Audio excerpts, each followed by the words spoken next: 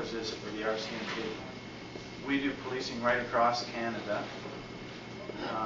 We do the provincial police function for every province except Ontario and Quebec, which have their own provincial police. We also do contracts for some fairly large metropolitan areas, although most cities in Canada have their own city police, and even some of the smaller cities. We do identification duties right across the country, and our training is pretty well standardized for all our people in the RCMP. So whether it's a small section in Yellowknife, or in the Northwest Territories, or in Newfoundland or Nova Scotia, the people there have the same training and pretty well the same level of expertise. The course that we're going to be covering over the next 3 days is going to be tire identification and vehicle track identification. The third day we're going to talk specifically about tracks left by vehicle at the crime scene and what value that might be for trying to figure out what the vehicle might have been that was at the crime scene. So that's mainly an investigative aid. It's not that precise science. You're not going to learn exactly what vehicle you're looking for. In rare cases would that probably happen. But it's a tremendous investigative aid if the opportunity is there to grab it. So investigators will probably thank you very much if you take the time to record that and are able to give them some direction to go. So that's what we'll be talking about on day 3. But for the first 2 days, we're going to be doing tires specifically, and it's going to be a basic introduction and also hands-on application of the theory we're going to be talking about. So the afternoons are going to be hands-on this afternoon, hands-on tomorrow afternoon. I hope you enjoy that part. We're going to have to sort of rearrange the desks here. We're going to be a little bit crowded, but at noontime we'll bring a couple more tables in, and we're going to work in groups of 3 and 4.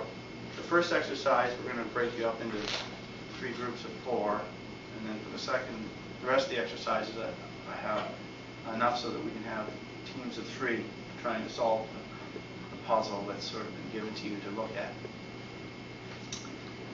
Okay, so I'm going to start then with basic terminology, and I want to also recognize the contribution made by the Goodyear Tire and Rubber Company, Firestone, Uniroyal Goodrich, General, Michelin, and the Rubber Manufacturers Association of America. Those are a few that have provided information to me over the last 10 years that I've been trying to collect. Literature, and research, training aids on tire identification. So I'd like to recognize the contribution made by those companies.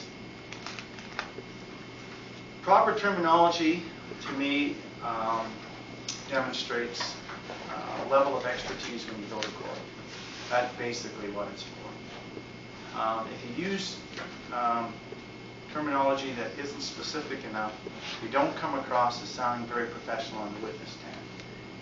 When you're given fingerprint evidence, if any of you do give that type of evidence, we use terms like ridge ending, bifurcation, lake. We can explain the different patterns, the core, the delta of a pattern, what is an arch, what is a twin loop pattern. Those type of things demonstrate to the court when you're being qualified that you have a knowledge which is above the general population. Therefore, you can be considered as an expert by the court, allowed to give an opinion. So when you're describing your evidence that you're getting, or when you're explaining tires and how they're made, if you can use some proper terminology, the jury's going to be listening to you, and they're going to be evaluating you. They're going to be deciding how much weight they're going to put on your evidence, and trying to decide whether you're as good an expert as the expert for the defense, for example. And proper terminology, I think, is important. So that's the first thing I want to do. And I'm going to talk about the basic components of the tire. So we've got 2 tires here that are just used tires out of the compound that you have here. And I want to just take a look at this one first and ask anybody if they can sort of name some of the major components of a modern radial tire. Has anybody got anything that comes to mind? The tread? Okay, the tread is one major component. Okay, anything else? Sidewall is another major component. Anything else anyone can think of? Element. Okay, that's a component that I call of the tread itself. Okay, another one is the bead. I think you're all familiar. There's a bead in here. I'm going to show you what some of these look like. There's an inner liner that is bonded directly inside the tire. That's called the inner liner. It replaced the old tube tires. Now what about inside the tire? Pardon? Body. There's the body plies. Those are inside the tire. They give the tire strength and basically hold the air in the tire. And right here, there's some steel coming through this. That's another major component, the belts of the tire. This is a steel belted radial tire, and the steel belts are starting to show through more. So those are the major components, and I'll just put an overhead on up here, give you a chance to look at it. I'll just dim the lights a bit. Now, we've got a little bit of a problem in this room trying to project onto the screen for the slides and the overhead too. So we're just going to use the wall here. We tried it yesterday and it seems to show everything up fairly well. So these are the major components, or the proper terminology used by the tire industry. Now they're not all the components, there are a few other smaller ones. This is a 5-rib tread design. So it's a radial tire, and all you do is count the ribs. 1, 2, 3, 4, 5. So you refer to that as a 5-rib radial design tire. Inside, we'll start with the very inside, the inner liner. Once again, the bead. We've got the body plies, which are cord fabric, such as polyester coated in rubber. So there may be 1 or 2 plies in the radial tire. The less they have, the lighter the tire and the cooler it runs. So they tend not to have as many plies as the old tires. We've got the belts here, and there may be 1 or 2 belts. And then we've got the tread itself. There's the shoulder, that area between the sidewall and the tread. So those are the major components. I'll get you to hit the light again for me. And I'll let you have a look at a few of these. We'll turn the lights on this side too.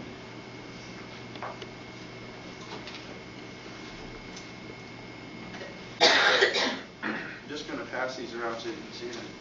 This is from a tour I did at a General Tire company, and they gave me some samples.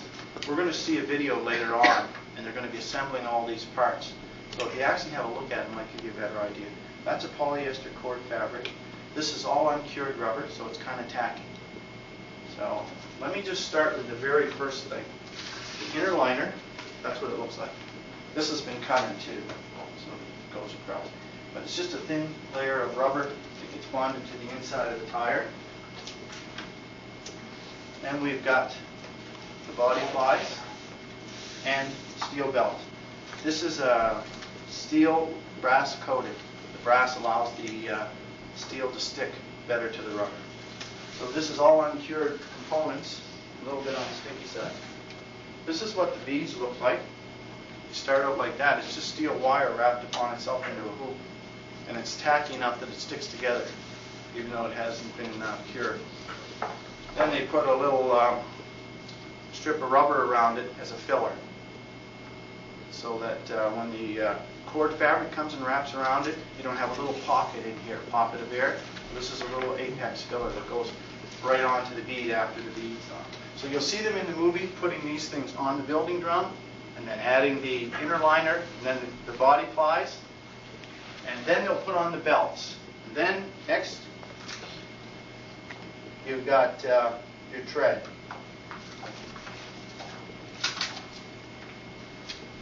Now this is a piece of sidewall rubber. So the sidewall rubber goes on too. You'll see them putting the sidewall rubber on. Then you'll see this is a white wall sidewall.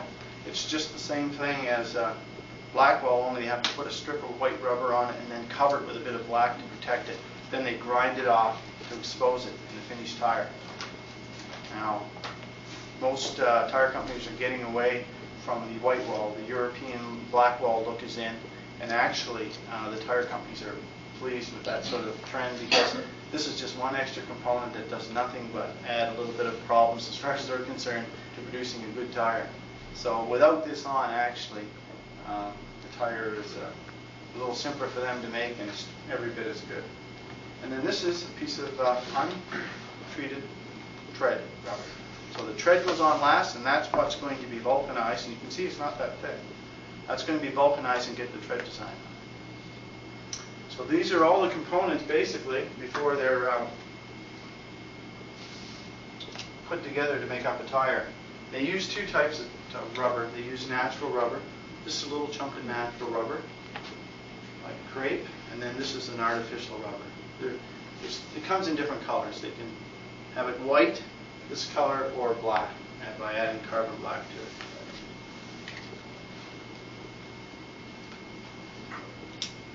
Do they still use both types of rubber?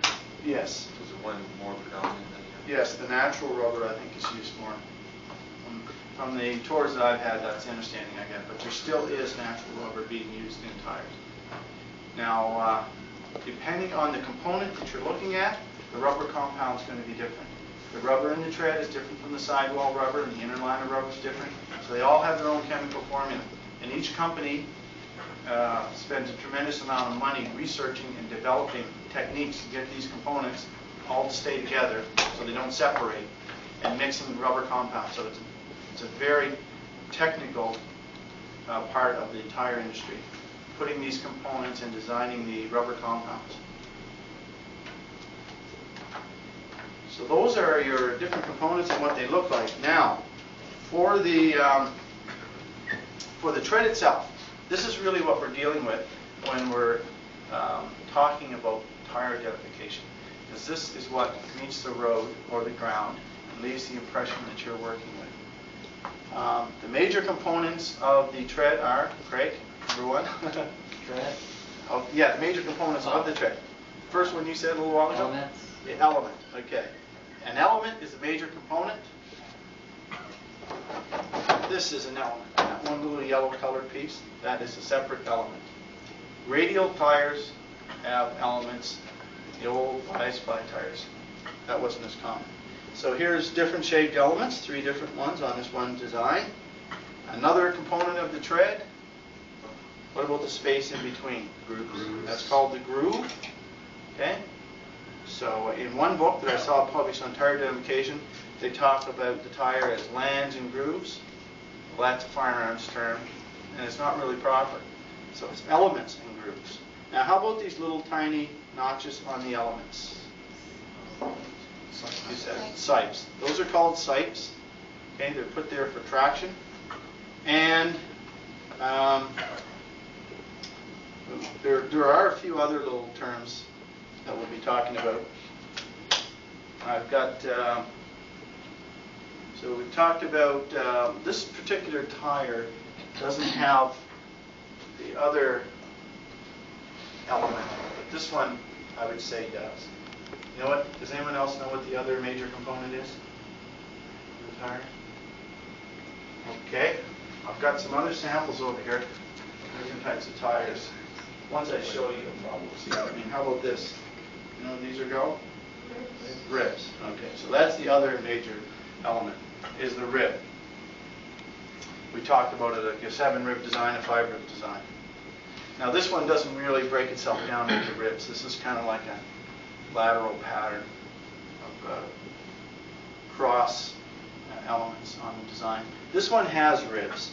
It has 1, 2, 3, 4, 5, with a unique center rib that's different. And each rib, these intermediate ribs are the same, the outer ribs are the same, and one center rib. Question? Yes? So that the one closest to you, what you would not classify as having ribs at all? Not really, no. It's not a rib type pattern. Okay. But if you wanted to count, you could say 1, 2, 3, 4, 5.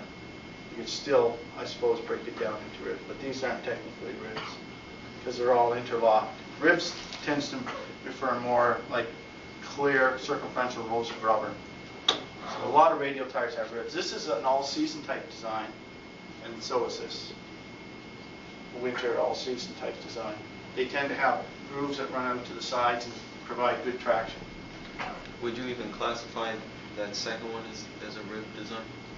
I don't know what the tire industry would call that, but you could refer to that as a rib design. I don't think that would be wrong, no, to call this, because you can clearly see this is a row of rubber, this is, so you could, 1, 2, 3, 4, 5. So you could say that's a 5-rib design, 5-rib all-season radial design. But like I say, you don't have to get too hung up on it if it's a pattern broken up like this. So radial tires can have ribs or elements? Both? They have both. Radial tires have both. That's right. The elements make up the ribs.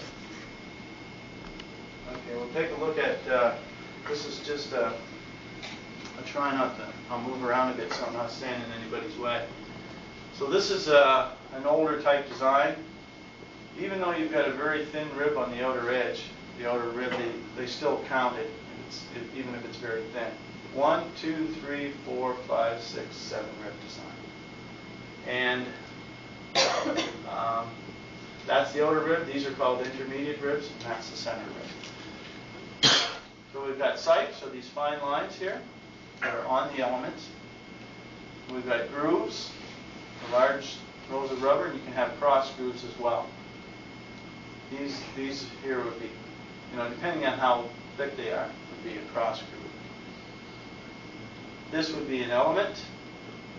This little piece right here, separated by a cross groove and a circumferential groove. What's that word? A blade here. Blade. That word is blade. The cutting edge of an element is called blade. That's what the engineers call the edges of the elements. Those are the blades of the elements where it gives grip and traction. So those are the major ones. Could you turn on the light again?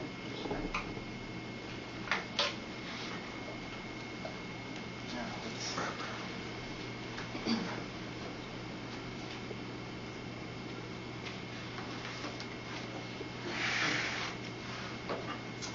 just going to show you a slightly different design. It has another one. This is a radial design. Radial type design, and it has another feature called a notch. A notch is sort of like a cross groove that doesn't go all the way. So these are referred to as notches, these little pieces right here. Only in radial tires? Yeah, you'll only see those in a radial type design. So these little, it's like this is a cross groove right here. Goes all the way through, cross groove. This one stops part way. That's called a notch. So that's another term you might get. What's the difference between a sight and a notch? Well, a sight is the very fine line. They're really thin, okay, and they're on the element. And a notch is a fairly, it's almost the same thickness as the grooves, and it's an indentation.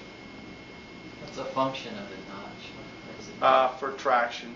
They're the same thing, to allow water to flow off the tread. Since it's blocked, how does water? Well, it still would squeeze off the face and into that, and then down into the groove. Oh. So it still provides some assistance in getting the water and preventing hydroplaning. And sometimes the reason it doesn't go all the way through is because it would make the design elements too floppy. It wouldn't have enough support. Okay, we'll talk a little bit about that later too.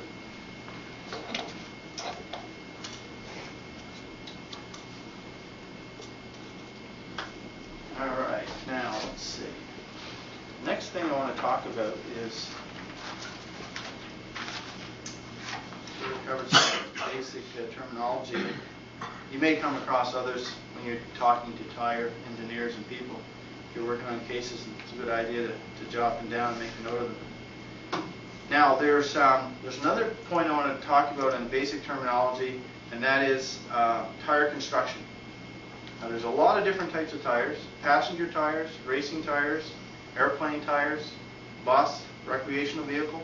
heavy equipment, off-the-road tires, and the list goes on. But there's only 3 major constructions. There's only 3 ways to make these tires. And I mention this because it does have an effect on the type of patterns we're seeing today. And I'll explain that very shortly.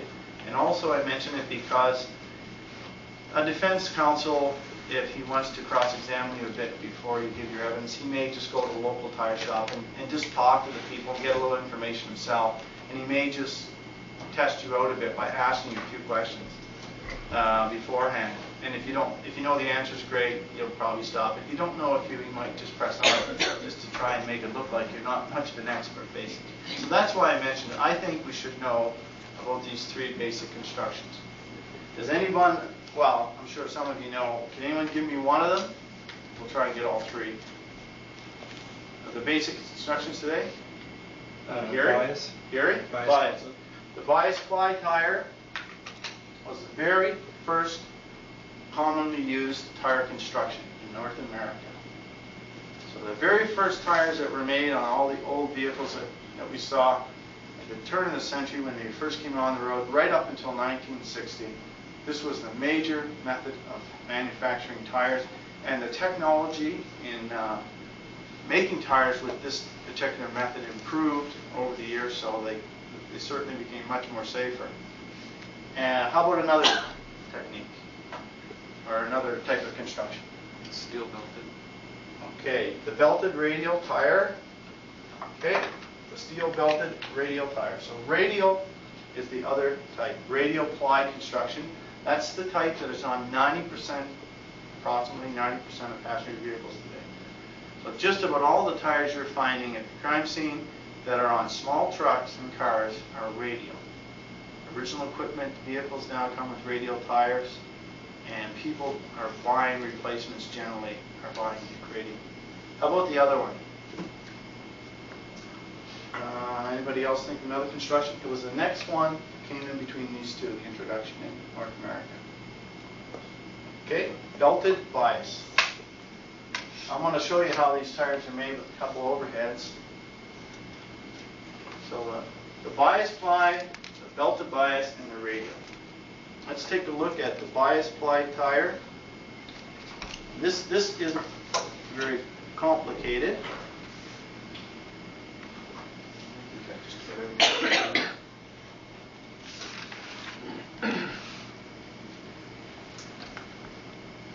The bias ply tire has 3 body plies.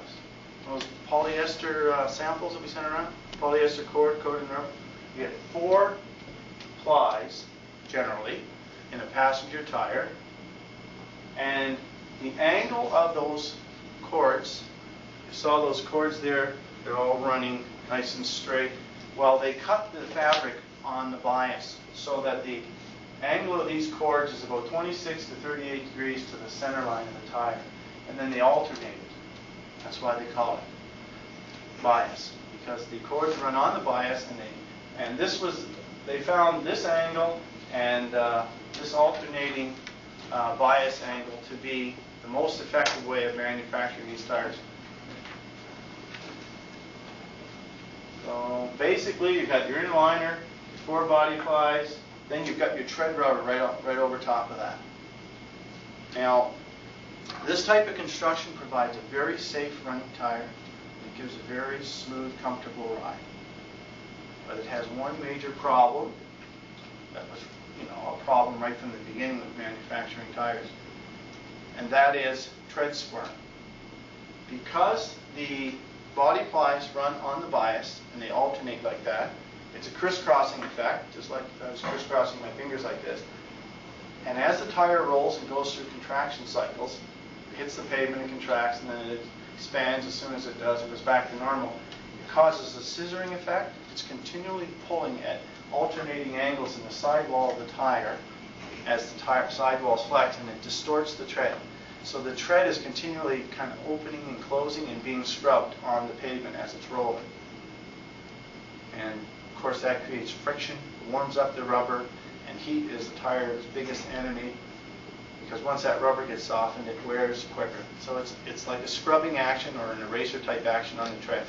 So although these are excellent tires, they only last about 15,000 miles, the modern bias tire, and then you've got to replace it. Now that wasn't all that bad for the tire industry.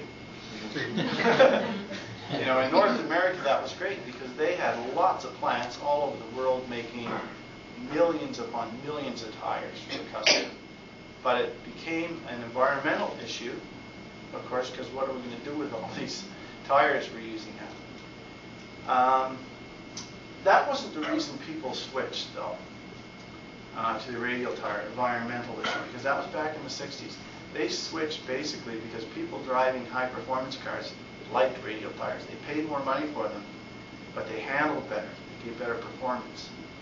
So in the 60s, the radial tire began to be introduced, and by the 70s, the average consumer wanted radial tires because they found they wore so much longer that it didn't cost much more than a bias ply tire. So all of a sudden, the North American industry, tire industry, big companies here like Goodyear, Firestone, General, Uniroyal, they've got to scramble to catch up with the Europeans who had been using radial tires before us. Michelin, Pirelli, those companies were using radials.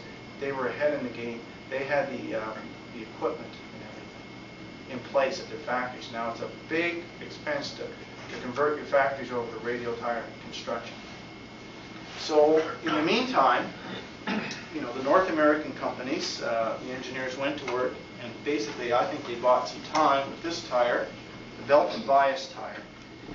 And also they wanted to try it out in the marketplace and see how it worked, I'm sure. It's an excellent tire, just like the bias ply tire was.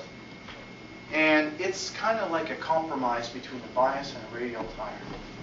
You've got two core plies, just the same as the bias ply tire. They run at the same angle, 26 to 38 degrees, so we've got two plies. Now we put a belt. Let's try putting two belts at a lesser angle, 25 to 32 degrees to the center line. So these two belts do one major thing, and that is they stabilize the tread. By putting those belts on there, it keeps the tread squirm down considerably from what we had with the bias construction.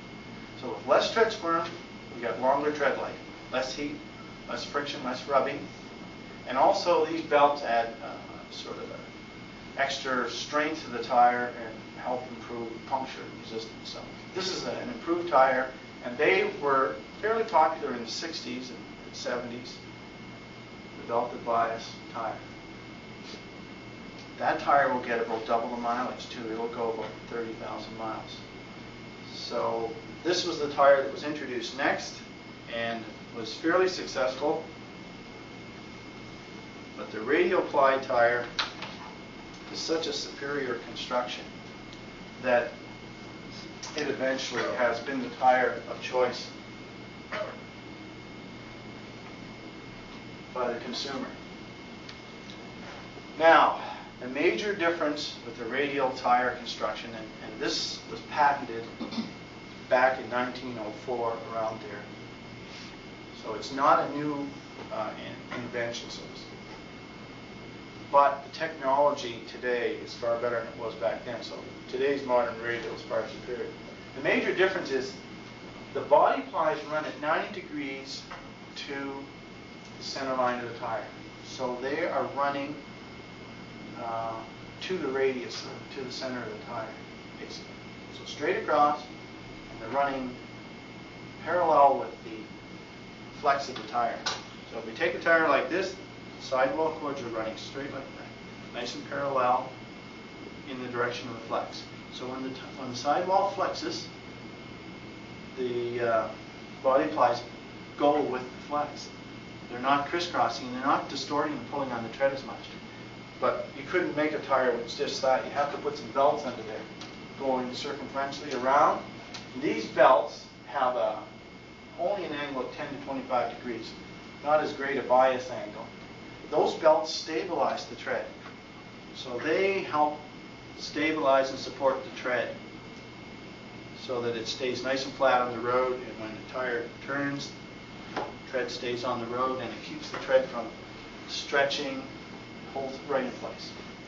It's a hoop that doesn't expand or contract, basically, those steel belts. There's usually 2 of them under there, and then comes your tread. So with that construction, we've got better handling, we've got better puncture resistance, we've got, well, as you well know, lots better as far as mileage goes, a lot more mileage. We're getting up around 100,000 kilometers now, sometimes 60,000 miles out of some of these tires today. And also, there is a reduced rolling resistance. Rolling resistance is the tire's resistance to rolling in the direction of travel. And with this particular tire, because of that design, the tire gives less resistance, which improves fuel economy. And that's a real big thing today in North America, because all the tire companies have to produce tires that meet a CAFE rating. That's combined average fuel efficiency for your whole fleet. And if they don't meet that fuel economy rating, the major automobile manufacturers, they have to pay a fine. It's a federal government regulation here in the United States. So if the tire companies can make a tire that has reduced rolling resistance and gives better mileage, then they've got a good product that'll go as original equipment. And that's what they all want. They want to try and get original equipment contracts with the big tire manufacturers. So that's the pluses of the radial tire. Now, another thing that the radial tire construction has done is, because of that construction, it's allowed the engineers to produce aggressive tread designs like this one. Could you turn the lights on for a second? And that, yeah, you can hit that one too, Gary, please. I want to show you basically what these tires look like.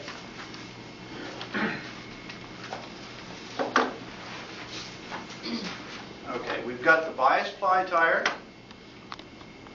which is a pretty basic design. It's just little narrow ribs, and they all look very much alike, bias ply tires, whether it was one company or another. If they got the ribs about the same thickness, then the tires looked almost the same, because they're just little zigzag grooves separating circumferential rolls of rubber. Then we got the belted bias, and you can see the construction on these pieces that have been ground across. A little very similar, but you notice like the sipes are a little more pronounced, going right across and what have you, but basically the same type of pattern. You can't get too aggressive with that design. That's because of the friction, the scrubbing, the squirming. That's actually the term used by the tire industry. It's called squirm. Now look at the radial tire. We've got bold, chunky designs, aggressive designs, far less squirming.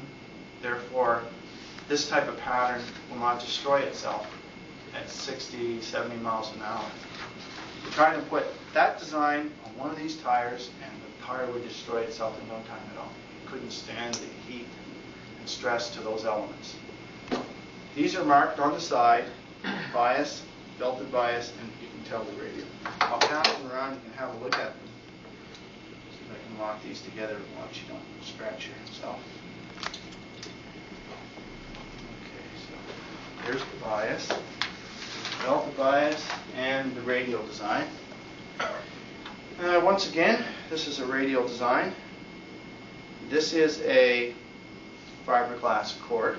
You can see the belt, fiberglass belt in there, and you can see this one is a steel belt. Under a microscope, you can actually see the number of strands and the wires and the twist, clockwise, counterclockwise, and what have you. This is a motorcycle tire. Most motorcycle tires are bias ply construction.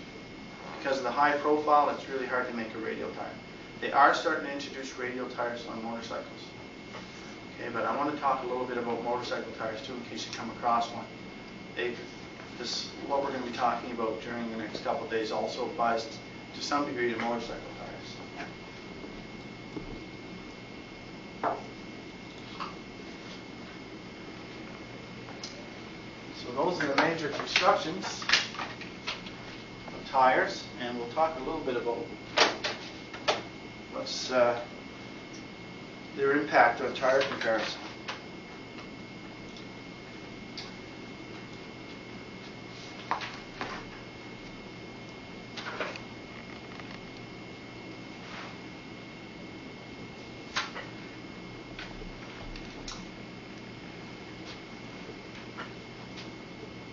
I'm just going to let you have a quick look at some of those samples.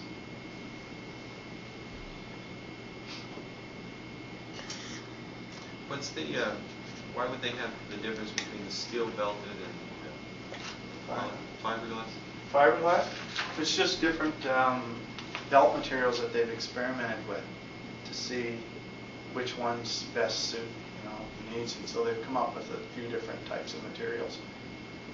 Steel isn't the only thing used in belts. There are some other materials used as well.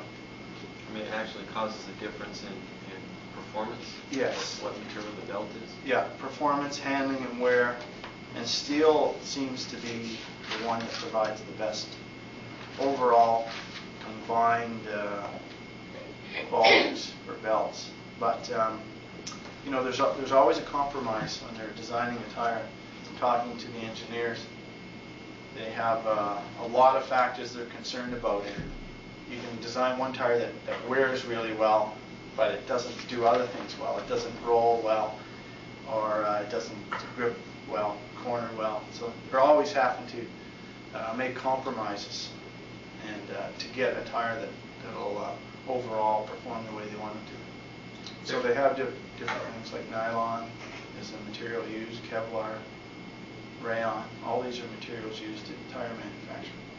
The most common ones seem to be the polyester and the steel belt.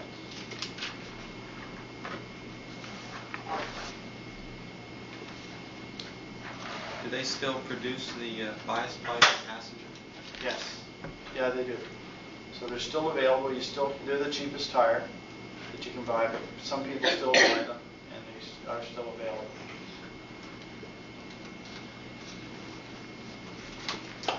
Okay, get this down.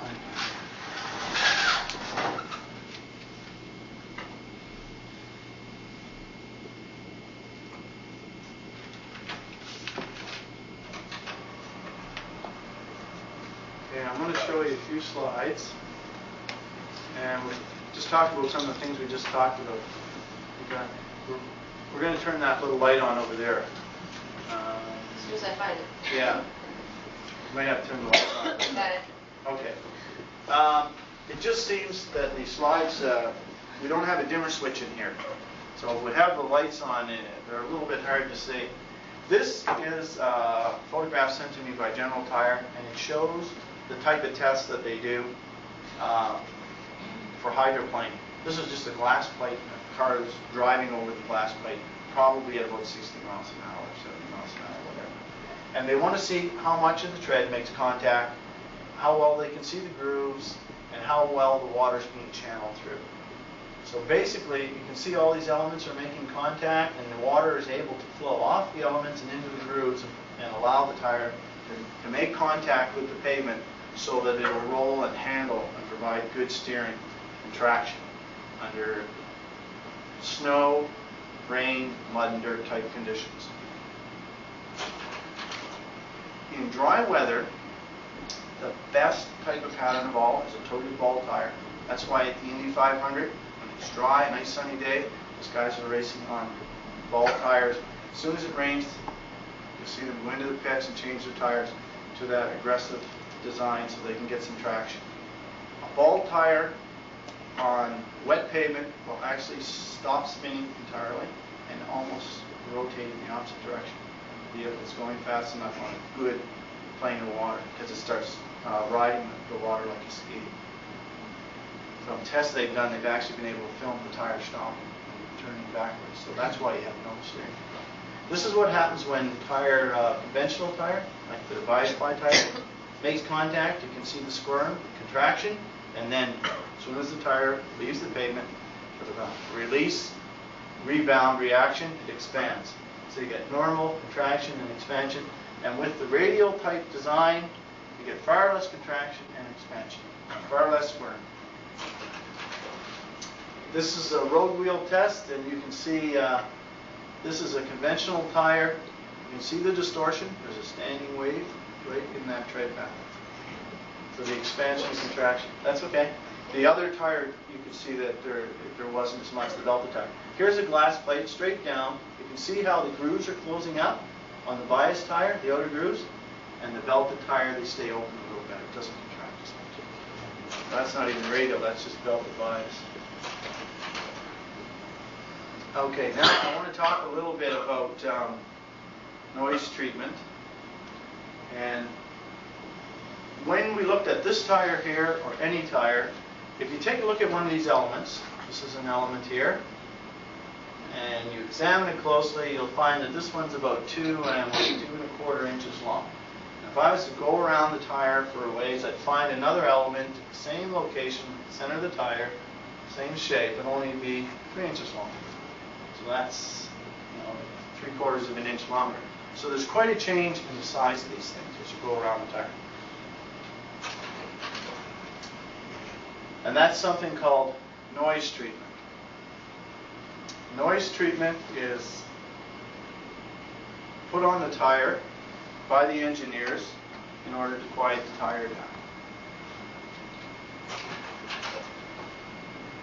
This is an example of a tire with the elements that are painted different colors. And you can see that the elements are changing in size. They're not all exactly the same size. Okay, here's a test impression taken off the same tire.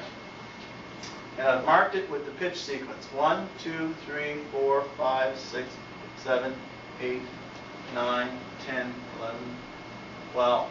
This one goes 1 to 8, and then 8 back down to 1. So there's 16 pitches marked off, 1 to 8, and 8 back down to 1 again. You can see here that the elements are a lot smaller, and then they're getting larger, and then they're getting smaller again. I think that's, can you get that in a little better focus?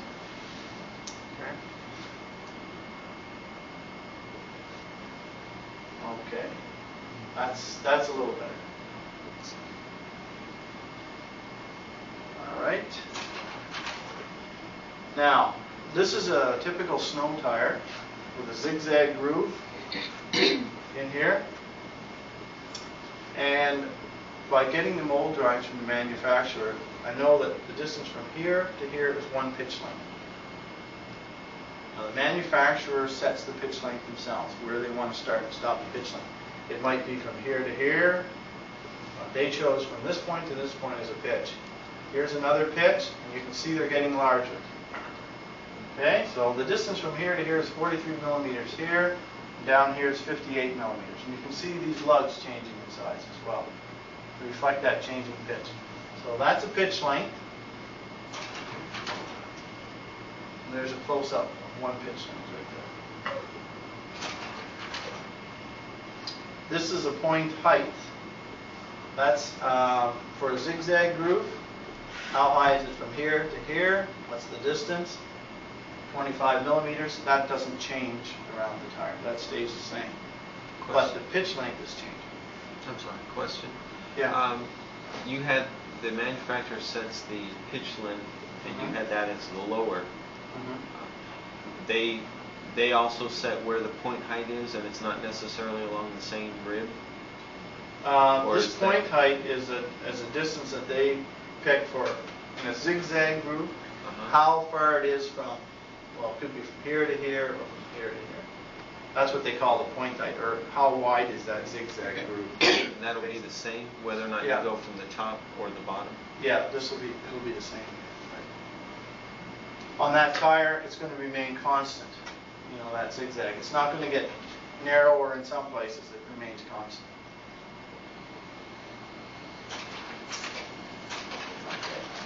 Okay, this is something else, so we'll turn the lights on, shut the slide projector up.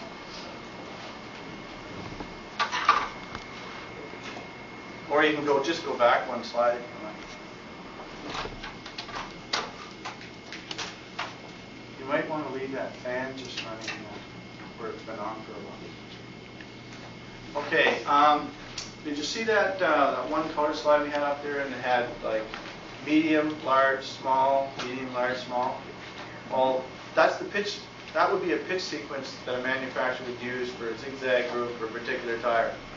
Another manufacturer might put too medium, too small, too large, a very similar type pattern, and use a different pitch sequence. Okay? Now, does everybody understand or have much information regarding pitch sequence and noise treatment, or is it fairly new to some people? It's kind of new? Okay, well, I'm going to explain it a little bit more because it's kind of important. So the term I use is noise treatment. That's the proper terminology used by the tire industry. Noise treatment, if all the elements on this tire were exactly the same size, when the tire was rolling, each element would produce a noise, a sound. As it hits, these things are going to vibrate and produce a sound. And if they were all the same size, the sound waves would all have the same frequency. And sound waves with the same frequency, they work together, multiply each other, and you get a pretty noisy tire. Now, back in the 1930s, when the roads were improved and the automobiles were improved, then people started hearing, and the speeds increased, started hearing the noise that the tires were making, and it was objectionable. So the tire manufacturers were asked by the automobile manufacturers to try and get rid of this noise. So they did some experimenting, and they found that by mixing up the size of these elements, and you can see this is smaller, this is a little bigger, this one is smaller, this one's about the same size, a little bigger maybe, here's a small one. By mixing the size of those up, each element produces a different sound wave, different frequency, and sound waves that aren't the same frequency, they interfere with each other, and they tend to cancel each other out, so quieter tire. So since the 1930s, they've been using this. Now, in the old bias ply tires, what they did is they varied the zigzag.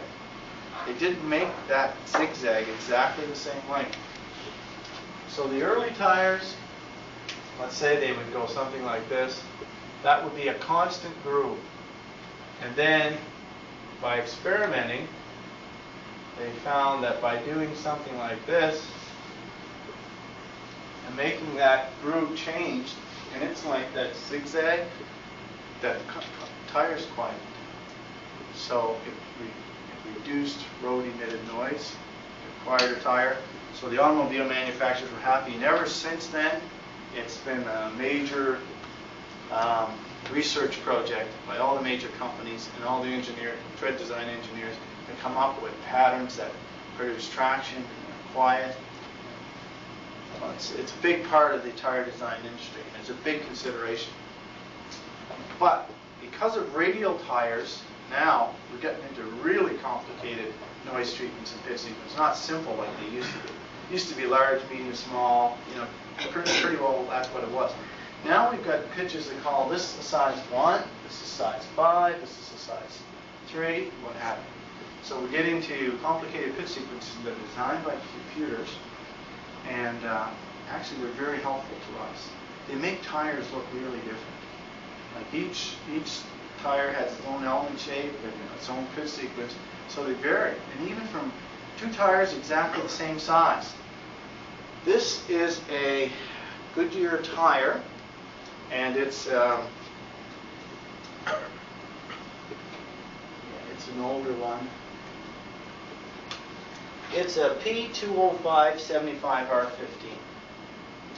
Now, P205-75R14 is not going to have exactly the same pitch sequence because it's a different circumference, so something's got to change. You can't use exactly the same pitch sequence. Now, either they're going to have to compress the pitch sequence for the smaller circumference, or they're actually going to have to rearrange the elements. Let me show you an example here of some application of this. Okay, here's an example of how you can run into a problem if you don't understand.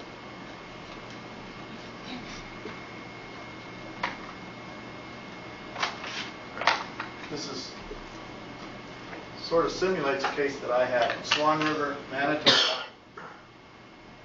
I got an impression like this in dirt. Okay?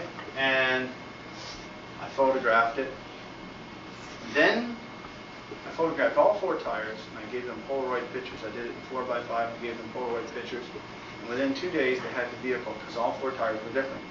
So all they had to do was check a bunch of vehicles till they found, you know, these 4 tire patterns that looked right, and they called me up and it was the right one. So what I did is I took test impressions. I went out to a sandy area that had soil similar to the scene where I photographed everything. And I drove the vehicle through, and I set my camera up, and I just took a photograph of the right rear, the left rear, the right front, the left front. And I just set the camera up where it was nice and clear, and I could see the impression well. So I matched they were bias ply, I think, type tires. I matched them up for the right front, left rear. But the right rear, I'm doing up these photographs for court in the darkroom, and I'm enlarging everything with the scale ruler, and I'm making them about, 8 by 10 size photographs, I think is what I was working with. So I get them enlarged, and I take a look at everything, getting ready to do a big chart up for court, about that big. And I take a look at this, and I take my ruler, and I measure 1, 2, 3, 4. 4 of these grooves, 9 and 11/16 inches. That's how long it is. Okay, then I take my test impression, and I count 1, 2, 3, 4 grooves, 7.5 inches. I think, well, the ruler's the same size, the width is the same size. You know, if it's the same tire, how come this is 7.5 inches long and here it's 9 and 11/16? So I figured I had the wrong tire because I had never heard of noise treatment. This is back in 1979, I think. Nobody had ever told me. Our training, as far as tires goes, involved going out into the parking lot when I had my course and taking a picture of the tire and doing up a photograph. That was it. Nobody told us anything about tread designs or pitch sequence. So I thought I had the wrong tire. I thought if it's the right tire, it has to be the same. And I told the investigators, I said, we've got a missing tire here. They've changed, they had a flat or something. So they go back and talk to the guys, and they said, that's our vehicle. We never had any flats. We didn't change any tires. They checked the spare. It wasn't the right one. So, but they still were pleading not guilty. So I went to the local Firestone tire dealer, and I was talking to him about the tire. And the guy he said, that's probably the right tire. He said, you just got the wrong spot on the tire. And I said, what do you mean? He takes me over to the display. He says, look at this tire. He says, the groove is different all the way around. It changes. And he didn't know why they did it, but he just said it's like that. He says, I got people coming in here that tell me they want to return their tires because the elements are a different size. They're not all the same. So you got a bad tire. So he says they do that for a reason. So I phoned Firestone and talked to them, and they explained it to me. So then I was able to go to court, and I was ready to explain it. The guy pled guilty about 5 minutes before court. All they did was look at my chart. It looked good enough and everything, and gee, this guy's ready. And they must have had other, but they pled guilty. The 4 tires was very convincing, very strong evidence. They're all different. They're all in the right location. But I was ready to be able to explain this at least. I picked the wrong spot. So I had a lot of relief. Anyways, let me just show you basically what should happen if we've got the right tire. So this is, stick this on here. This is a test impression.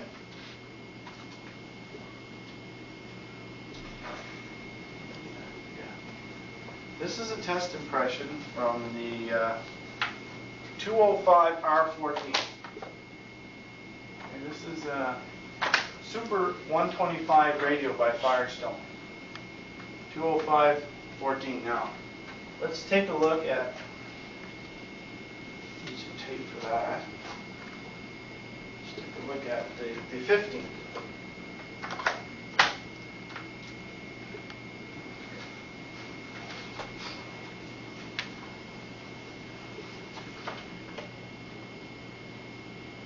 Just slap that on there.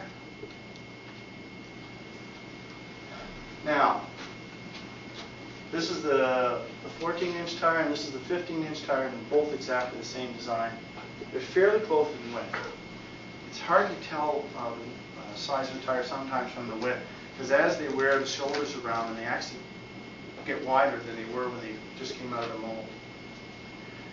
Looking at the pattern, it looks fairly similar. And I'm going to take a little ruler here that I have. Take a look at this. This is one section of the tire with a pitch sequence in it. Okay? The pitch sequence repeats itself 4 times. 1, 2, 3, 4. This is one length of noise treatment. Okay? This is a 5, 4, 3, 2, 1. Some of this might be a little bit confusing, but as I talk a little more about it, I think it'll make sense. I got the mold drawings from Firestone. I know where they started and stopped the pitch. You don't have to know to do the comparison that I'm going to do. But if you know where it is, you can mark the pitch sequence on it. When you get the drawing, you look at it, and it tells you one pitch sequence is so many inches long, like 1.321 inches. But all you got to do is go to the smallest elements, and you know that's where a small pitch sequence is. And if they tell you from the tip of this groove, point here to the point there, is one pitch sequence, you put it down, and there's a small one, and there's a small one. You go like that, you can actually measure the pitch sequence. So this one's getting a little bigger, this one's getting a little bigger, this one here is a little bigger again. This is a 5, this is a 6, this is a 7, this is an 8. So you've got to spread the dividers a little bit each time you get to a larger pitch sequence. One length of noise treatment, 16 of these things, comes out to 19 inches. Now, pitch sequence over the same area, same number of elements on this tire, starting and stopping in the same area, is 21 3/4. So it's 1 3/4 inches longer. Okay, so this is the 15-inch tire, this is the 14. They had to make everything a little bit bigger to go around the larger circumference. So they used exactly the same sequence of pitches, they just made it bigger, stretched it. For a 16-inch tire, it would be that much bigger again. So it's sort of like taking a design and shrinking it or expanding it to make it fit. Yeah. Are the actual individual pitch lengths the same, or are they each a little bit wider than? They're each a little bit wider. Okay? Now they can do that on a computer really easy. All you got to do is make the design and make the pitch sequence for one tire. Okay? And they all have to be a certain length, these pitches, for a size 14 tire. Then you can tell the computer, larger circumference, make the pitch sequence proportionally larger for that, and it'll do up the drawings and everything. So it'll come out. Yes? Do they do that by increasing the size of the elements, or do they do that by increasing the size of the grooves, or is it a combination? They increase the pitch, the length of the pitch, which affects everything. It affects the groove, it affects the elements. They do both. No, all they got to do, you see this pitch sequence, the zigzag? Between one point and another is one pitch length. All they got to do is increase that distance, and it affects everything. It affects the size of the elements. It affects the length of the shape of the groove. It wouldn't be a matter of just sticking an extra pitch sequence, pitch length in there. This is the most common way of doing it, proportionally shrinking or expanding things to make them fit. But Goodyear often adds extra pitches, just exactly what you said. For the different sizes, they will add extra pitch lengths. Okay? Now, that means that that it's not just a matter of expanding or shrinking, that you get a different arrangement of the numbers. So in other words, just to explain your question, a 14-inch might have 58 pitches, and a 15-inch might have 63 pitches. They've added 3 more pitches, 3 more pitch lengths. Of the same lengths that they used in the 14-inch, possibly. Yeah. Yes. Rather than proportional expansion, Yeah. they just throw in a couple more. Exactly. Okay? But the arrangement of them may be different. Now, this is all going to get a little bit more clear. What time are we breaking for coffee? Around 10? 10 to 10? Okay. I'm just wondering if we should break just for like 5 minutes. Does anyone want a 5-minute break? Okay? Yes, Okay. yes, yes. I think what we're going to do, make it short. We're going to break for 5 minutes because I want people just to get up and stretch. Because I've been going. I was going to break at 9. And then I got questions. We're just going to break for 5 minutes. Somebody might like to have a cigarette. I don't know, or have to go to the washroom, or just get up and walk around. And that's what we're going to do. We're going to try and break about every hour. The reason I know where the pitch lines start and stop is some of us were looking at these drawings, and I'll put some up maybe later on the wall and have a look at them.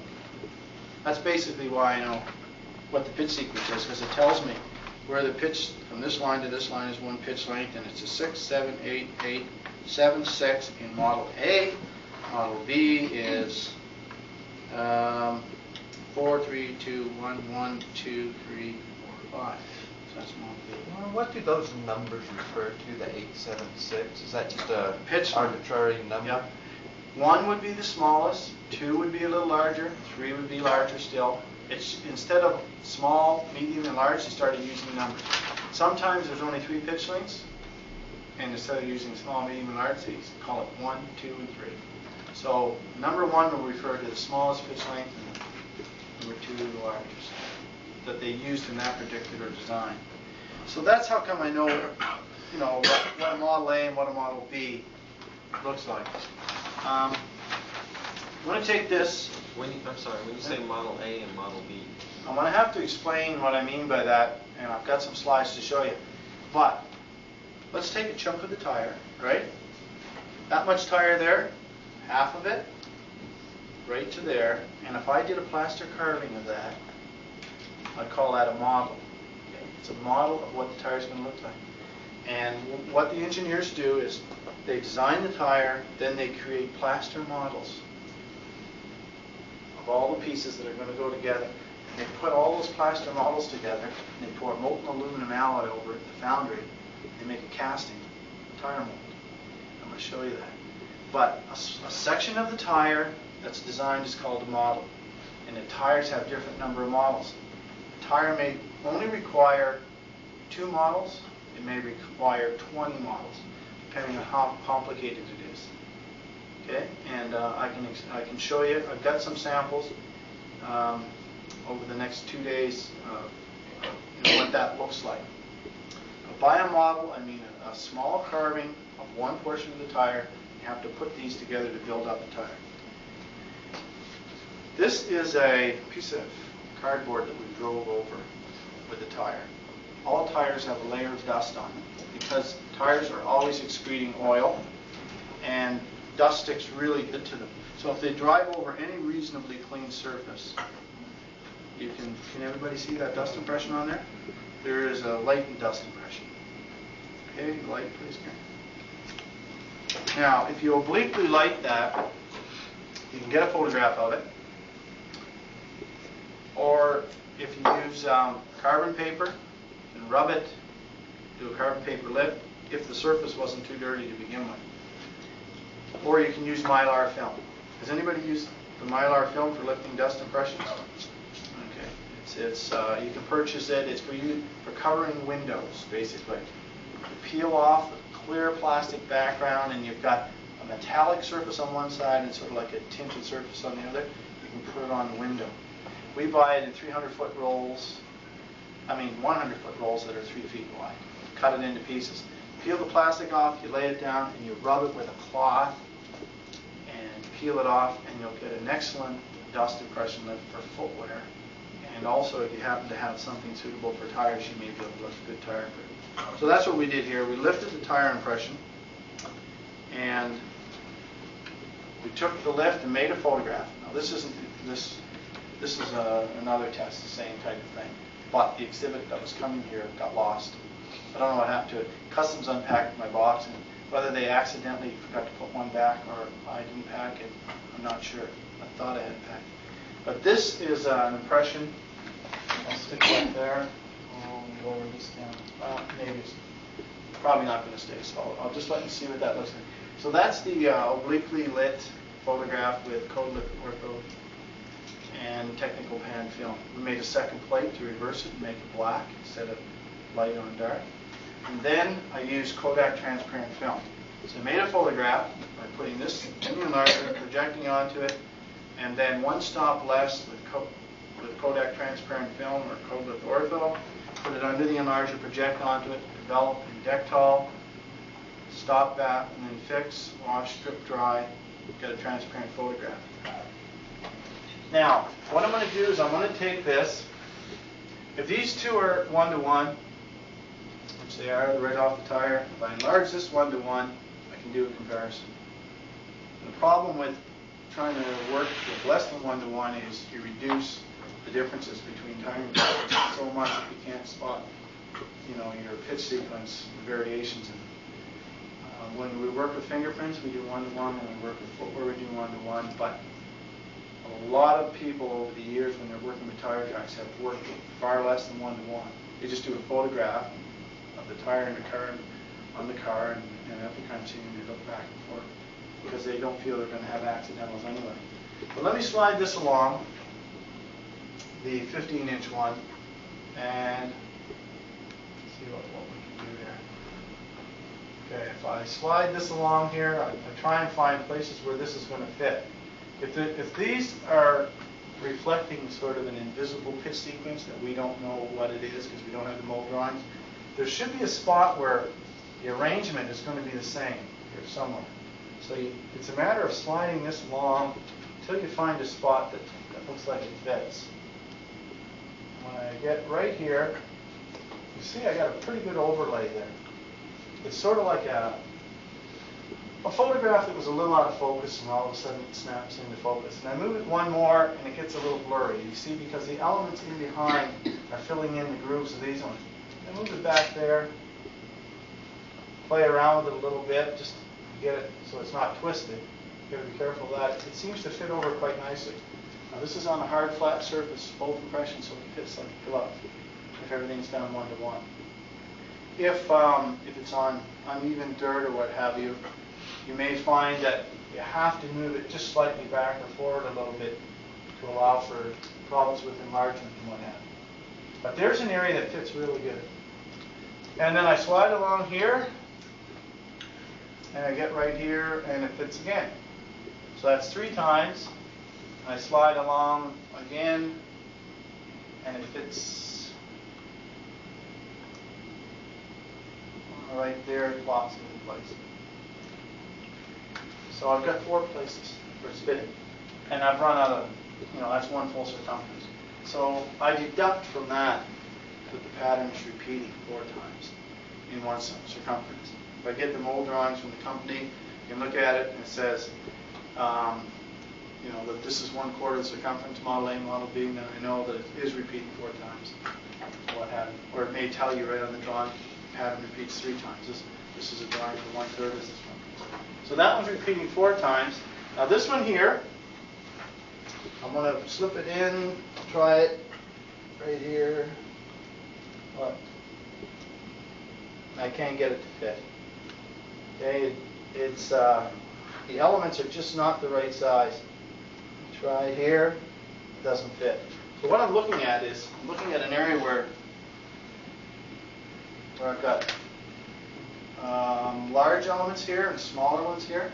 So that's the area I'm going to go to on the thing. See, they're smaller and they're larger, so that's where I'm going to try and lay it over. So I'm going to try and lay the large ones over the small ones here. And when I do that and move it back and forth a bit, I can't get it to fit. Okay. For one thing, the width is out, and also these elements won't lay over. This one here is out of whack. Further away I get from it. Like when I try and position some at this end, these ones are out of whack. And I try and get those ones to fit, these ones go out of whack. That's because we got 1 size difference. So just from doing this comparison, I would deduct that this size is consistent with the crime scene impression. And the design is as well. So all you're doing is matching up a design and size. Yes?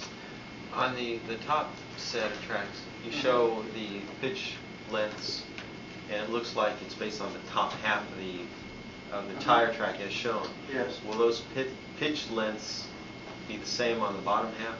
Or how do you know which half you're doing? Because you don't always know which direction the tire's going. That's right.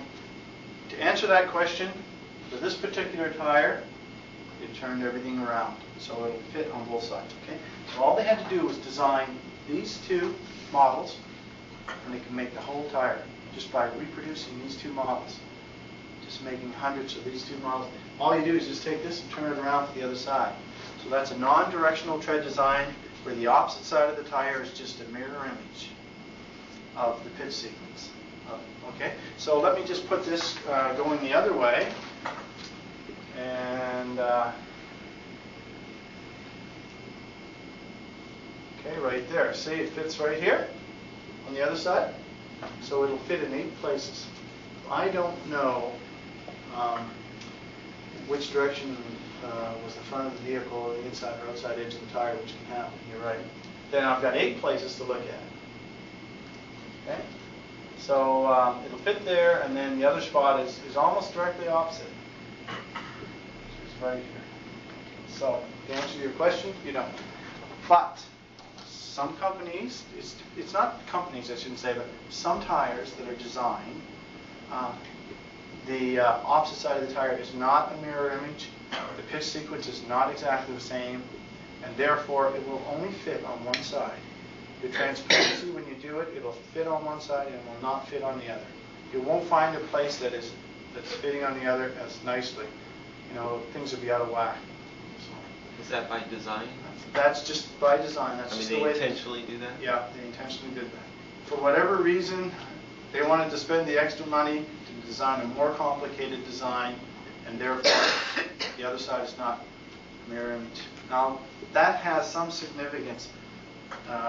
For a tire like that, that's mounted backwards, the serial number on the outside wall of the tire, you know, like the noise treatment's going to run in the opposite direction than if it was mounted the other way. So, you know, there's cases where you can actually tell if, for example, you match it up and it matches, and the guy's got his tire mounted in reverse on the rim, and you say, you know, I can tell it is because this is an agreement. The tire is mounted in reverse, and if the tire had been mounted with the white wall outside, this thing wouldn't have fit. So you can actually say the tire's in the right location, and the crime scene tire was mounted in reverse as well.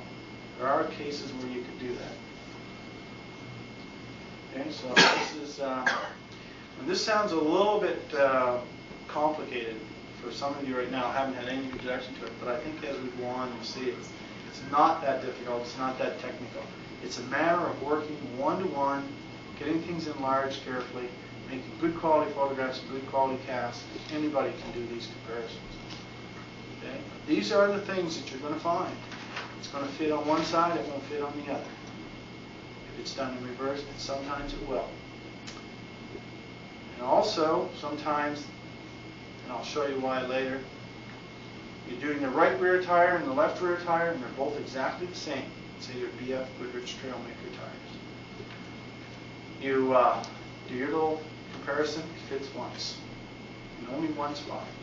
So you say, great, matches there, same size, same design. And then you go do the right rear tire. You've done the left rear, now you're going to do the right rear.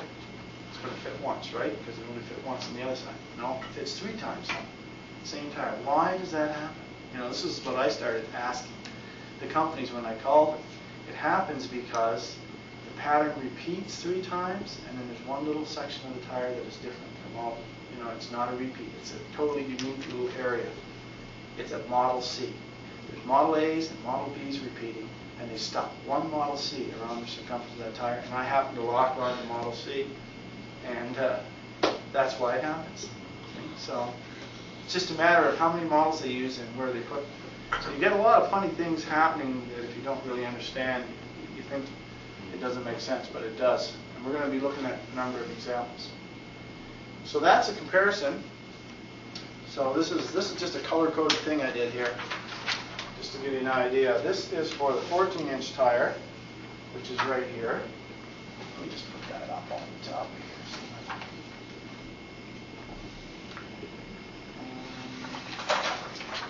There's no magnet right here. Oh, there it is. Let's look at on top of this one. Okay, this is color code little example of 8 pitch sequences. 1, 2, 3, 4, 5, 6, 7, 8. So over this short little area, that's how long 8 pitch sequences are on the 14. And once again, when I put it down on the 15 here, those pitch sequences are proportionally larger, fit on the larger circumference tire. So if I line the number 1 up here,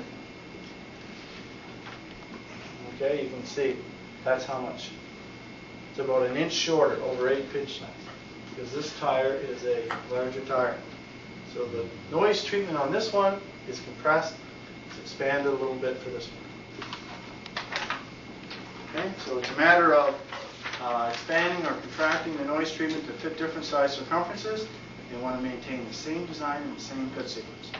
Or the tire companies can actually change the pitch sequence altogether and just add a few extra pitches. 40 or 58, let's say, for a 14-inch tire and 63 for a 15-inch tire, and they can arrange them in a different order.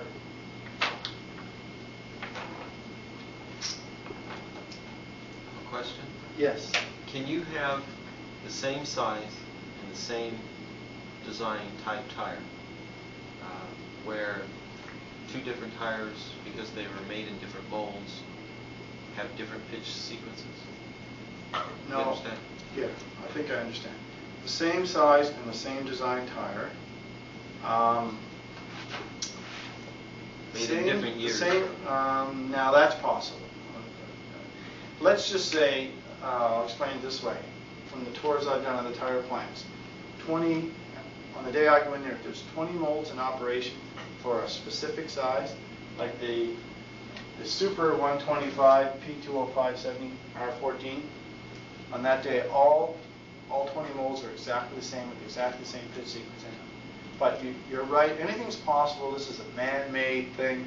So 3 years later, they could improve the tread design pitch sequence, and they could maintain the same type of design, and they could change the pitch sequence. It's not impossible, because through research and everything, they might find out through quality control and product review that the tire's not performing the way they thought after it's been,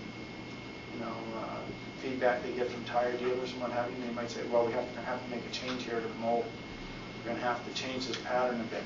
The thing's wearing worse than we thought, or it's a little noisier than we thought. So that's not impossible, although it's not common. It can happen. And sometimes the same name and the same design changes entirely. A little bit of a different look to it altogether. Okay? But they want to keep the same name and everything. Yeah? If you have 20 molds, how exactly alike are those 20 molds? Are there accidentals? I would say no. It's possible a mold could get damaged a little bit, but basically they spend so much money making these molds, they go to such lengths to get them exactly the same that we basically can't tell the difference between one mold or another. It's not like the shoe industry. No. The shoe industry, like 30 size 8 molds, it could all be a little different. All carved by a different guy using a template, and they could all be different, but not in the tire industry. Not with all the major tire companies today. They make everything identical. Like it's a high precision, very expensive process to make a tire mold. They want them to be exact. Now, sometimes the sight plates, you'll see a little later, they can get bent. So the sight can be bent. But every tire coming out of that mold is going to have that sort of strange class characteristic, rather unique class. So it's not really an accidental. Now, molds can get damaged a little bit, but generally speaking, quality is there, and it's really hard to detect stuff like that. It's very superficial that'll wear off very quickly. Minor little blemishes that I've noticed. So I don't think it's as much like the footwear industry. And in the footwear industry, like you get rubber that's damaged a little bit. The way they cut soles out, you might have a damaged calendar roll, or else the fabric gets dented a little bit before it's vulcanized. Well, it doesn't happen with tires. They basically go in there with no design on them, and then they're vulcanized. Let's see, what I'll move on to next. Okay, we've got a few slides I'm just going to run through on photography and casting. Just make a few comments on that.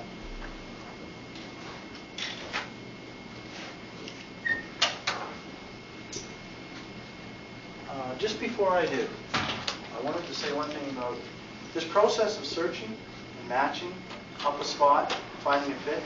That tells us that we've got the same size and the same design tire, or that we feel, in our opinion, that this tire is consistent with the crime scene impression in size and design. When you actually find a spot like I did, these 4 spots, then you can start looking for accidental characteristics and wear. Now, you may find the 4 places that fit. You may find one of those 4, the sipes are worn differently than the other 3. But one of these 4 spots may best suit your crime scene impression because of the wear. So you can say, out of the 4, this is the spot I like the best. And you can also look for accidental characteristics. For example, this spot right here. Let's just take a look at a little tiny hole in this element right here. Okay? We've got a hole right here. Okay, we've got a little nick right here. And there might be some other little nicks down below. Little nicks in the things here. So you're wondering, is one of those nicks on there matching what I can see in my crime scene impression? Well, the first trick is to find out if the noise treatment matches. If the noise treatment matches, then you look here, you see we've got a little cut right here, right underneath, on exactly the same element as the crime scene impression. There's a little cut in exactly the same spot. So this little nick down here, it's no good. Try and put this thing over it, like this. So there's a cut here, and there's a little cut under here, but the pitch sequence is way out. I mean, this is a much smaller element, and this is a much larger element. So that cut's no good. So what it does is it allows you to say if there's an accidental characteristic in the same location on the crime scene tire as on your suspect tire. So you match up the noise treatment, and then you start looking for agreements of cut. So a tire that's badly chewed up on a gravel road or something, and you get it, you can you could start finding cuts that look like they match, and you could be in the wrong spot on the tire. But if it's chewed up bad enough, you might be doing up a chart and drawing lines to these cuts because they're roughly in the same area on the element and they're not super well defined, and you might actually be in the wrong area. And I've seen that happen on an actual case where the noise treatment didn't match. Investigators found 5 or 6 cuts. The tire was so badly chewed up, I wasn't convinced it was attributed to the same cause. So we sent the thing off to Firestone, and they told us it was a different size tire. The one tire at the crime scene was a 16-inch, and what we were dealing with was a 20-inch tire that we'd taken a test impression on. Investigators, so you can get fooled. So I think this is a really good aid to the comparison process, this noise treatment. Finding out the size of these elements and matching them up first, then finding your cuts and wear, and make sure that's in agreement too. Generally speaking, if you've got good accidental characteristics and you see them and you go right to that spot and they match, the noise treatment's going to fall right in place. Okay, we'll pull this down. Lawren? Yes? If you're dealing with a bias ply Yes. tire and you're getting your impressions by rubbings, do you have to compensate for the contraction with the weight of the car, or is that insignificant? Oh, well, I always take test impressions off the tire under load by using Arcord and driving the car across, because yes, it does have an effect. First of all, the rolling radius of the tire. In other words, the test impression here, from start to finish, with a tape, it's going to measure a certain distance, and if I put that same tape around a totally unloaded, fully inflated tire, it'll be longer. The measurement will be greater. So once you take an impression under load, you're simulating the same thing that happened with the crime scene. So yeah, it will make a difference. I'm not saying you can't do a comparison that way, but you'll find things are going to be a little bit different. So you've got an arch the tire. It's not flat. So it does make a difference. The grooves will close up a bit, especially in a bias. But even in a radial tire, the same thing happens. So I always take them under load, drive them across, and then do the comparison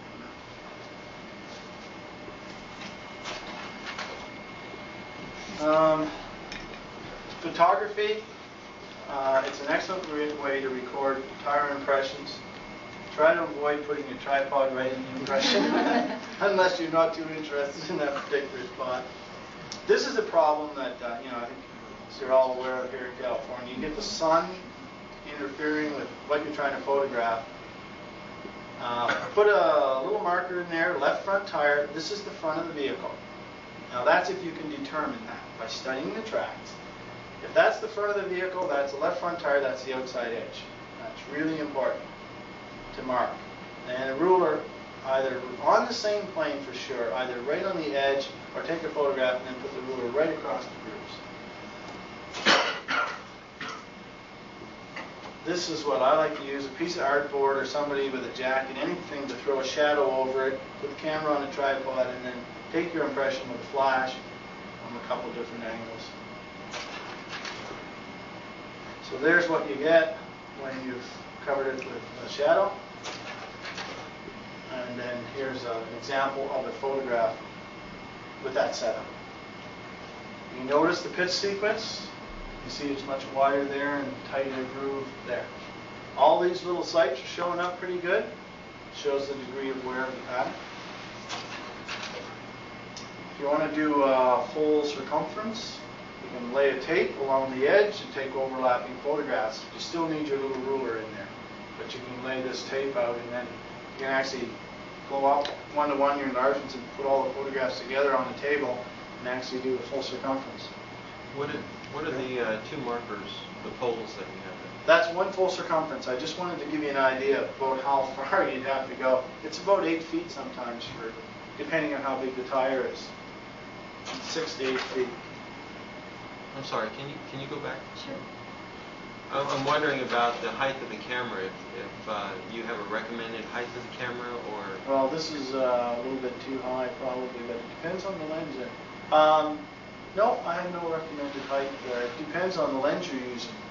If this is a bit of a zoom lens, then, or a normal lens, that might have been actually the right height to get about 24 inches of the impression. It's a good idea to try and get about 24 inches, because you'll pick up more noise treatment. And the more noise treatment you have, the easier it is to find where it walks in. If you get too small a piece, and sometimes you can't help it because that's all you've got, just a very short portion, you may find it fitting in more places in your test impression than a longer piece of it. But that may be, with the normal lens, that may actually be the right height, not to get the tripod legs in and everything. But just whatever gets the impression at the right height. Markers are useful to put in. This is where a footprint was, and this is left, right front, right rear, left rear. Little markers like this I often use. Arrow pointing to the front, so this is the left rear. That's the outside of the tire. You can put these on either side, doesn't matter. Left front. And this is done with 4x5 negative, and then you just put the 4x5 negatives on a contact printer and 8x10 photograph piece of paper over them and expose and you got your picture. Now casting. As far as I'm concerned, whenever possible, and it's probably going to depend on the seriousness of the offense and your time available. Whenever possible, make a cast. Casts are always superior to photographs, even though the cast sometimes doesn't come out as good as you think, and may not look as nice and sharp as the photograph in some cases. It usually is of more evidential value. Because even a crisp photograph, sometimes the accidental characteristics are lost where they show up in a cast. That's an example of a crime scene that I did up in Manitoba, and this is the tire that was found, the cast we made. We took the cast when we got back. This was in the mountain, Duck Mountain area, where thousands of dollars worth of equipment were getting stolen from logging sites. And we went back to the town, took the tires around to local tire dealers. One of the tire dealers recognized that pattern, and he said, "That's a special tire. I had to order it from the United States for a truck for a kid who lives outside of town." He gave us his name, and we went to the guy's house. That's the guy. And his truck was pretty dirty, and he'd just done the B&E. A friend of his was with him. That's his friend's tires. And this had a directional tread on it. So I'll show you that. We made a cast of that one. The guy also identified the guy he ordered these tires for. See, that's a directional tread. This is not the mirror image. So your Corvettes, your real high-performance sports cars are now coming out with directional tires. We just had an armed robbery in Vancouver with the directional Dunlop high-performance radial tire on it. So the V points to the back of the vehicle. So you know that the V is the back, so that's the front. That's the way the guy's driving. And this is the vehicle here that had those tires. We went out to that guy's place later that night, seized his vehicle, and okay. Now, I just want to do a quick review of what we talked about, things that I think are important to take a look at when we're doing tire comparison. I don't have a huge list of things.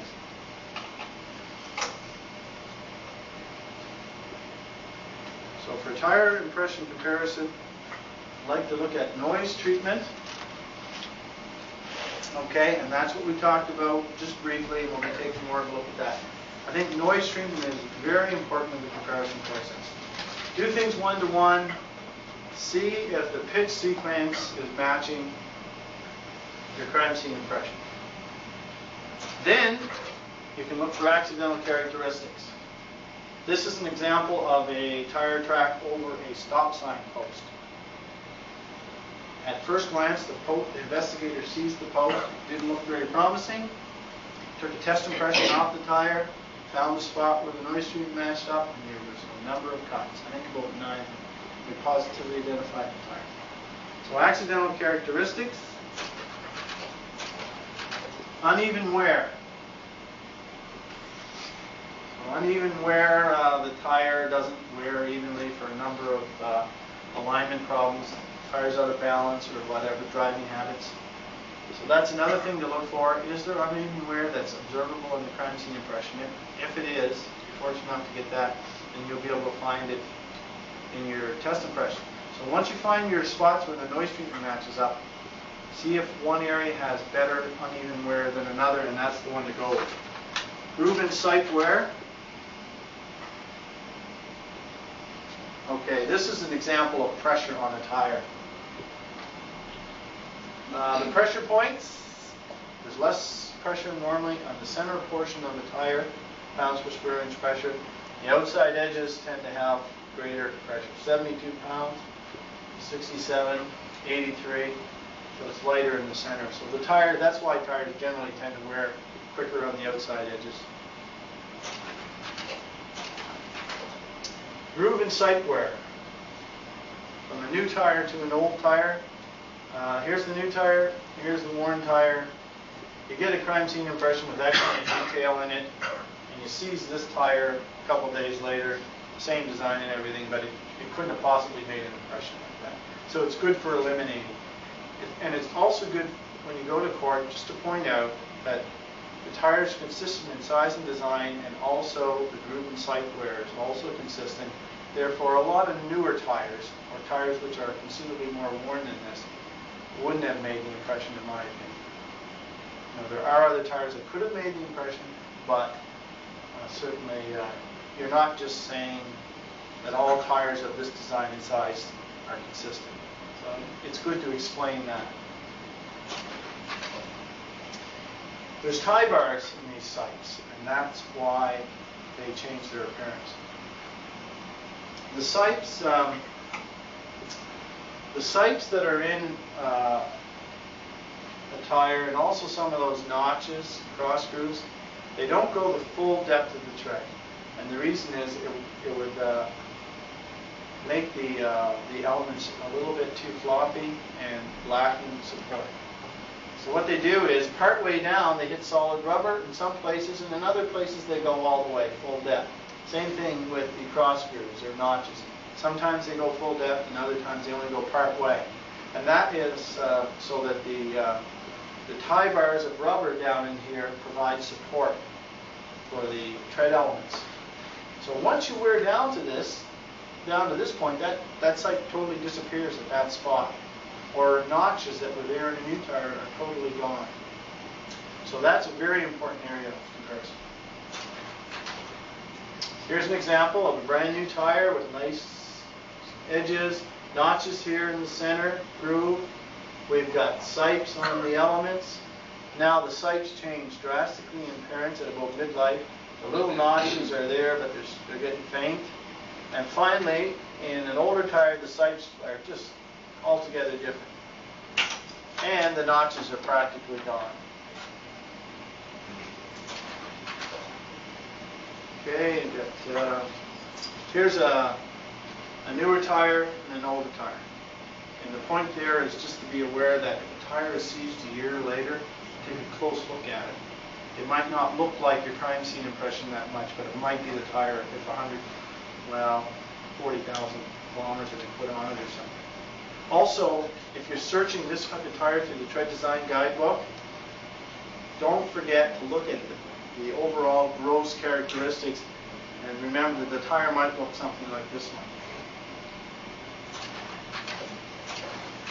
Okay, let's see what. Tread wear indicators. Okay, tread wear indicators.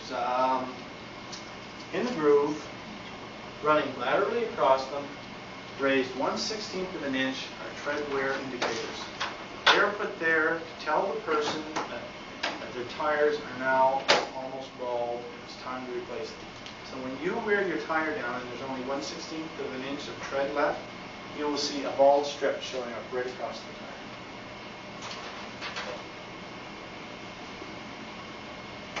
That's what they look like. You can sort of see, this is an example. It's a piece of raised rubber. It's quite pronounced, this one. The worn tire, like a bald strip. The distance between them is going to change for different size tires. Here's an example of this groove. It stops. It's very thin here. Down here, there's a break in the groove totally, and it's very thin here. So there's two wear bar indicators showing up in a crime scene impression. The distance between them would be significant. If you see that, try and get a large enough area of the impression in your photograph to show both of them. And also your cast. Try and pick them both up. Because the distance between them is really significant. Because the tire you compare has got to have the same distance. Because that's going to mean it's the same size tire. And also, its relationship to the noise treatment is going to change. Right after I finish this, we're going to break for coffee. We're going to break for coffee. Okay, this is an example of noise treatment. Okay, let's say they have a pitch sequence. 1, 2, 3, 4, 5, 6, 7, 8, 8, 7, 6, 5, 4, 3, 2, 1. So there's 8 pitches to here and 8 more going down. So there's 16 pitches, and that's model A, let's say, model B. So that's 1/5 of the tire, and the pattern repeats 5 times. So if you had a crime scene impression like that and you did a search, you'd find your transparency fitting in 5 places. Your transparency or your tracing. Because the noise treatment's repeating 5 times. Well, let's go back just for a second. Now, the wear bar indicators, there's 6 of them. That's quite often the case. So you see where the wear bar indicators are showing up? A different place in each section of the noise treatment. Here the wear bar shows up between the 8 and 7 on this side, and here it shows up around 7. Here it shows up in this section of the tire where your crime scene would fit. The wear bar would show around the 4. And in this one, if your crime scene impression fit here, and you had 2 wear bars showing up at 2 and 2, you'd know this is the area. And here the wear bar shows up here, right around there.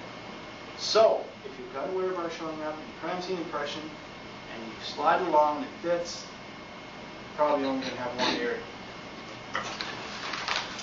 Now, this is an example where pitch sequence of 1 to 8, but it's repeating 4 times, and the wear bars, there's 8 of them, and they show up at the same place each time in a section of noise treatment. That's an example of where the wear bars aren't going to help you. Lots of times they are, but sometimes they won't. Okay, that's it. We're going to break the coffee and I'll finish those other topics after. There's